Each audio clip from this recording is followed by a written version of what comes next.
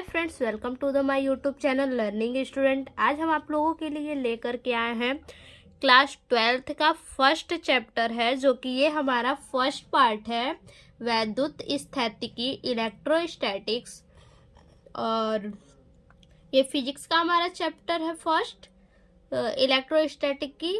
तो देखिए हमारा क्या टॉपिक है। देखिए पहला हमारा टॉपिक है वैद्युत क्षेत्र तथा आवेश। तो चलिए देख लेते हैं वैद्युत क्षेत्र तथा आवेश क्या होता है। देखिए वैद्युत आवेश,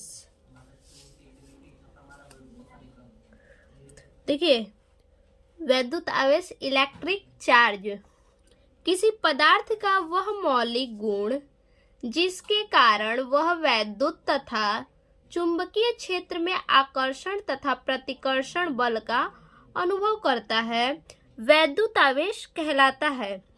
देखिए क्या कह रहा है कि किसी पदार्थ का वह मौलिक गुण, यानी किसी पदार्थ का जो मौलिक गुण है जिसके कारण क्या वैद्युत और चुंबकीय क्षेत्र में आकर्षण और प्रतिकर्षण बल का अनुभव होता है।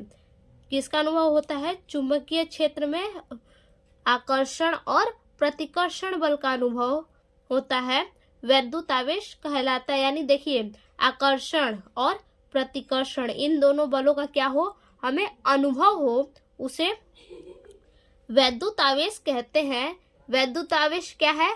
अदिश राशि है। इसका मात्रक क्या होता है? कूलाम होता है। वैद्युत आवेश दो प्रकार के होते हैं।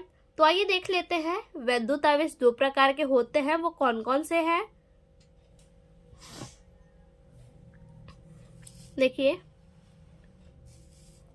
देखिए हमारा पहला वैद्युत आवेश क्या है? धनावेश। यदि किसी वस्तु में इलेक्ट्रॉन का हानि होता है तो इसे धनावेशित आवेश कहा जाता है। देखिए किसी भी वस्तु में यदि इलेक्ट्रॉन की, यानी वैद्युत में किसी भी वस्तु में कहीं भी इलेक्ट्रॉन की हानि होती है तो उसे क्या कहते हैं? धनावेशित कहा जाता है। ध्यान रखिए, जहां हानि होती है उसे क्या कहते हैं? धनावेशित कहते हैं। जहां हानि होती है उसे धनावेशित कहते हैं। तो चलिए दूसरा देखते हैं क्या है दूसरा प्रकार हमारा। देखिए दूसरा प्रकार हमारा है ऋणावेश। यदि किसी वस्तु में इलेक्ट्रॉन की वृद्धि होता है तो ऋणावेशित आवेश कहा जाता है। देखिए क्या कह रहा है, किसी भी वैद्युत में अगर किसी वैद्युत वस्तु में इलेक्ट्रॉन की वृद्धि होती है, क्या होती है? इलेक्ट्रॉन पे वृद्धि होती है, इसे क्या कहते हैं? ऋणावेशित। तो देखिए जहां हानि होगी वहां धनात्मक कहेंगे और जहां वृद्धि होगी वहां ऋणात्मक कहेंगे। तो देखिए आगे हमारा टॉपिक क्या है? आवेश के मात्रक। देखिए आवेश के मात्रक क्या होते हैं? आवेश को किससे डिनोट करते हैं? क्यू से। एसआई पद्धति में आवेश को क्यू से डिनोट करते हैं। और इसका मात्रक देखिए आई। आई से क्या होता है हमारा? आई को किससे डिनोट करते हैं? एम्पियर से।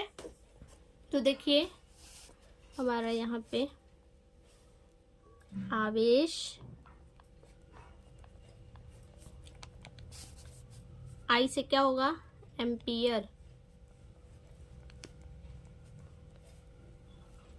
और टी से क्या होगा हमारा?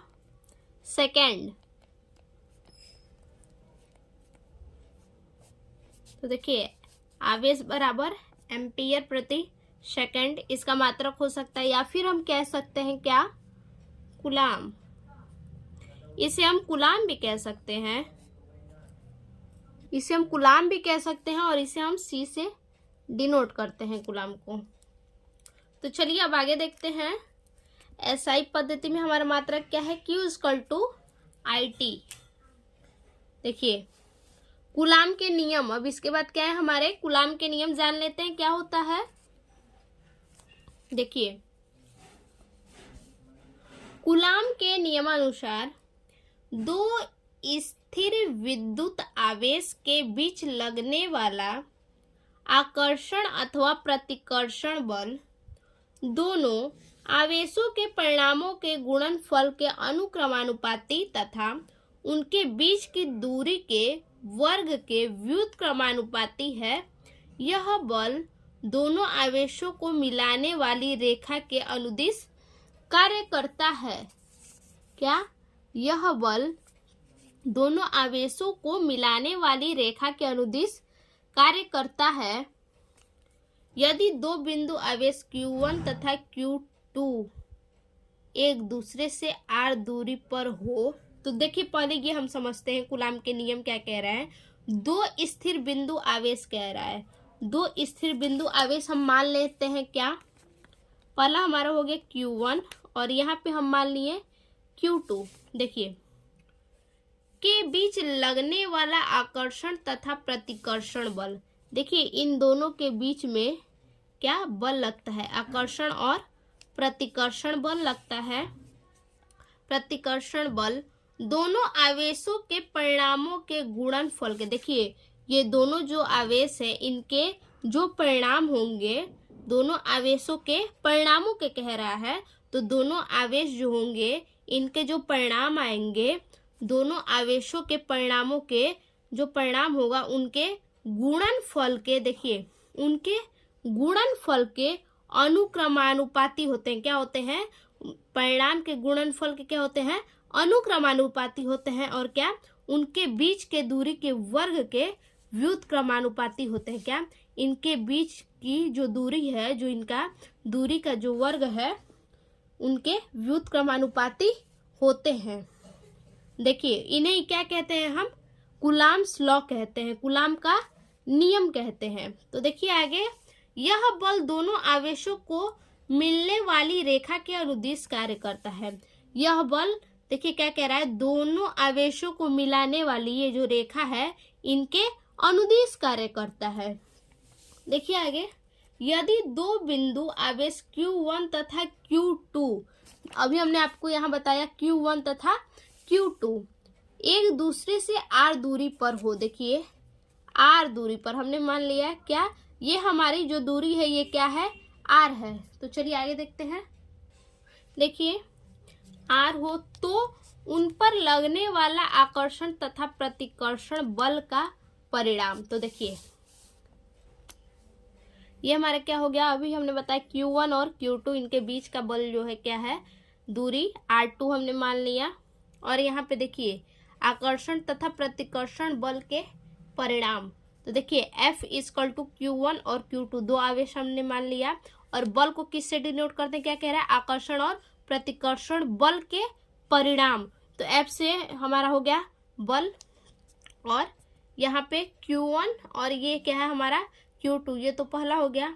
अब देखिए इसके बाद कह रहा है, देखिए उसके बाद क्या कहा है कि इनके बीच की जो दूरी है, इनके बीच की जो दूरी है, तो दूरी के वर्ग के व्युत्क्रमानुपाती बोला है। क्या इसका? व्युत्क्रमानुपाती। तो यहाँ हमने दिखाया व्युत्क्रमानुपाती F व्युत्क्रमानुपाती I/R2। ये हमारा क्या हो गया?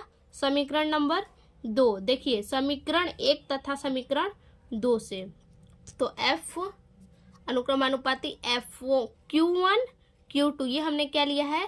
Q1 Q2 यहाँ पे, और बाई R स्क्वायर। देखिए यहाँ पे हमने लिया है R स्क्वायर। ये हमारा क्या हो गया? तीसरा समीकरण हो गया। देखिए इसको अगर हम हटाएंगे तो इसके जगह पे क्या लगाएंगे? व्युत्क्रमानुपाती हटा के इसके जगह पे क्या लगाएंगे? के हम लगाते हैं, जो कि क्या है हमारा? के हमारा एक तरह से नियतांक है। क्या है? नियतांक है। के का मान हमेशा क्या होता है? 1 होता है। देखिए अब ये हमारा जो निकला, ये हमारा क्या है? कूलाम का फॉर्मूला है। सॉरी, देखिए ये हमारा फॉर्मूला नहीं, फॉर्मूला हमारा ये होगा। देखिए यहाँ पे क्या हटेगा तो हमारा क्या होगा? Q1 Q2 by R square. ये हमारा क्या है? फॉर्मूला है। कूलाम के नियम का क्या है? फॉर्मूला है ये हमारा। तो के यहाँ हटेगा तो 1 होगा, तो वो नियतांक है, उसका तो उसको हटाएं तो क्या हो गया, यहाँ F equal to Q1 Q2 by r square.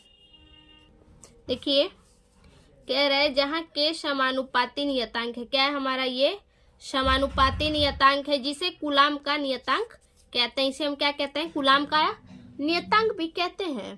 देखिए आगे, समीकरण 3 कूलाम का नियम कहलाता है। ये हमारा जो है यहाँ पे हमने क्या अभी यहाँ पे हटाया इसको, तो क्या आया हमारा ये, तो ये हमारा क्या है, कूलाम का नियतांक भी कहलाता है।